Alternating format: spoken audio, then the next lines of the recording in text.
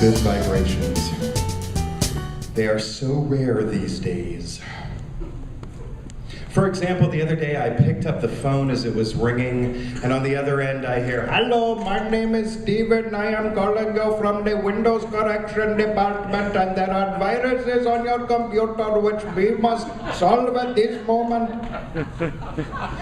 Now, normally with telemarketers, I tend to exhibit a little bit of grace. I used to run a telemarketing room, and it's an incredibly stressful job, a horrible, brutal job. But with people like this who are trying to do something felonious to me, I tend to be a little less merciful. And I kept this individual on the phone for upwards of about 12 minutes as he's telling me what it is that I need to do with my computer. And then finally he asks me, after I've supposedly pushed buttons as he has been telling me, he says, "What is it now that you see on your screen, sir?" And in the most vulgar possible way, I tell him that I am looking at a rather large barnyard animal who seems to be engaged in intercourse with his sister.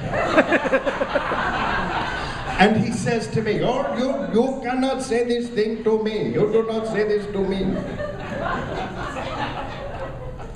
For 5 days, this individual called me back. Now, these stories are supposed to have a sense of legitimacy and honesty, and I can tell you that the conversation I am about to reveal to you is recorded on my cell phone if anyone needs evidence, because this gentleman called me 5 times for the next week, never pitching his computer script, but constantly, as soon as I would pick up the phone, he would say, "You must apologize to me for saying this. You cannot say these things to me." Then finally, he calls me at 4:45 in the morning on a Friday, thinking, of course, that I'm going to pick up the phone. Hello?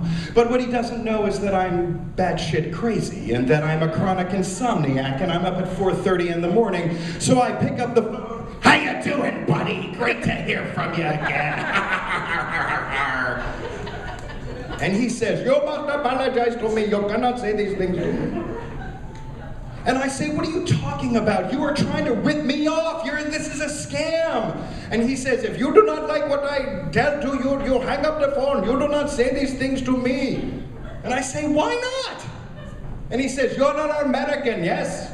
And I say, "Yes, I am." And he says, "When you're 18 years old, you move out of your house. You start your own life. You begin things on your own. Where I live with my mother, I live with my sister. You do not know who these people are. It's offensive." And I say, "Well, when you call our country trying to get our information, to take advantage of us, this is also offensive. We Americans do not like this." And he says, "But if you do not like what I have, you just hang up the phone. You must apologize to me." And suddenly, like a genuine vibration, something starts inside me. Being a writer, I realize there's a story here. No one knows who these people are, where they come from, what lives they lead, why they have chosen to be involved in this particular profession. And I tell him, "I will apologize to you, but I want your story." I'm thinking Oxford American, GQ, Atlantic Monthly, maybe even Playboy. I'll be there in the grotto with the bunnies. My God, my whole life is taking on another higher vibration. And thus begins the dance. Because I want something from him, but he wants something from me. So we begin to barter. A little information here, a little genuineness there, until finally we reach a stalemate where he says to me, "You must apologize to me." And I say, "What is your name?"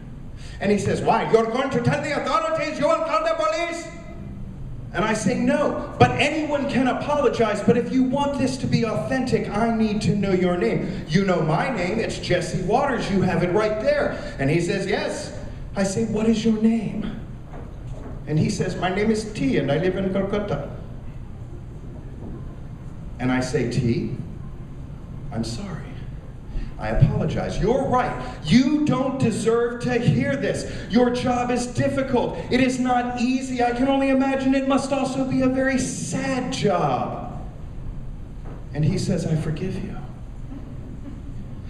And I then made what might be regarded as the biggest mistake of my life. I said, "T, you have my phone number. If you ever want someone to talk to, you can call me. I'm here for offer you tea.